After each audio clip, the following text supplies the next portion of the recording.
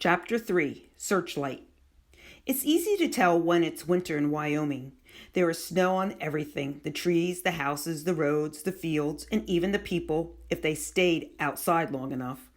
It's not a dirty snow, it's a clean, soft snow that rests like a blanket over the entire state.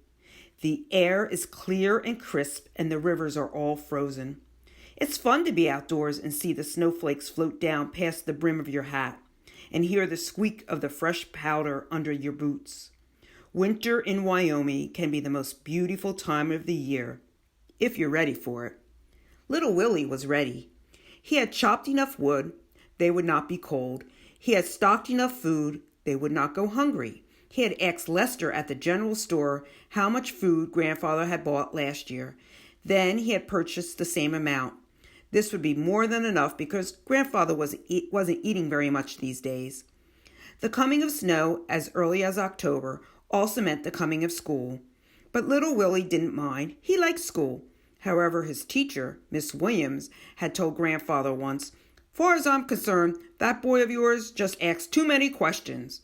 Grandfather had just laughed and said, "How's he going to learn if he doesn't ask?"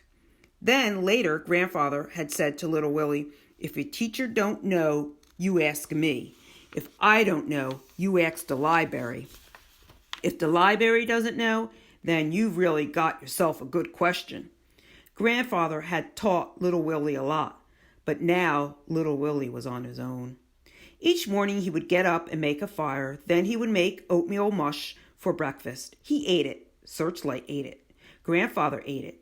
He would feed Grandfather a spoonful at a time. After breakfast, little Willie would hitch up Searchlight to the sled. It was an old wooden sled that Grandfather had bought from the Indians. It was so light that little Willie could pick it up with one hand, but it was strong and sturdy. Little Willie rode on the sled, standing up, and Searchlight would pull him 5 miles across the snow-covered countryside to the schoolhouse, which was located on the outskirts of town. Searchlight loved the snow. She would wait patiently outside the schoolhouse all day long, and little Willie would never miss a chance to run out between classes and play with his friend. After school, they would go into town of Jackson and run errands. They would pick up supplies at Lester's general store, or go to the post office, or go to the bank. Little Willie had $50 in a savings account at the bank. Every month, Grandfather had deposited the money little Willie had earned working on the farm. "Don't thank me," Grandfather would say. "You earned it. You're a good little worker, and I'm proud of you." Grandfather wanted little Willie to go to college and become educated. All little Willie wanted to do was grow potatoes, but he respected his grandfather enough to do whatever he said. If there were no errands to run that day, Searchlight would just pull little Willie up and down Main Street. Little Willie loved to look at all the people, especially the city slickers, as Grandfather called them. "Why didn't they know a potato from a peanut?" Grandfather said, and their hands were as pink and soft as a baby's. You couldn't miss the city slickers. They were the ones who looked as if they were going to a wedding. At a little before 6 each day, little Willie would position his sled in front of the old church on Main Street. Today, again, he waited, eyes glued on the big church clock that loomed high overhead. Searchlight waited too, ears perked up, eyes alert, legs slightly bent, ready to spring forward. Boom! At the first stroke of 6, Searchlight lunged forward with such force that little Willie was almost thrown from the sled. Straight down Main Street they went, the sled's runners barely touching the snow. They were one big blur as they turned right onto North Road, and they were almost out of town before the church clock became silent again.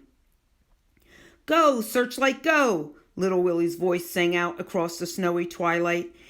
And did Searchlight go? She had run this race 100 times before, and she knew the whereabouts of every fallen tree and hidden gully. They enabled her to travel at tremendous speed, even though it was getting dark and more dangerous. Little Willie sucked in the cool night air and felt the sting of the wind against his face. It was a race, all right. A race against time. A race against themselves. A race they always won. The small building up ahead was Grandfather's farmhouse. When Searchlight saw it, she seemed to gather up every ounce of her remaining strength. She forged ahead with such speed that the sled seemed to lift up off the ground and fly. They were so exhausted when they arrived at the house that neither of them noticed the horse tied up outside. Little Willie unhitched Searchlight, and then both of them tumbled over onto their backs in the snow and stared up at the moon. Searchlight had her head and one paw on Little Willie's chest and was licking the underside of his chin. Little Willie had a hold of Searchlight's ear, and he was grinning. The owner of the horse stood on the front porch and watched them, tapping his foot impatiently.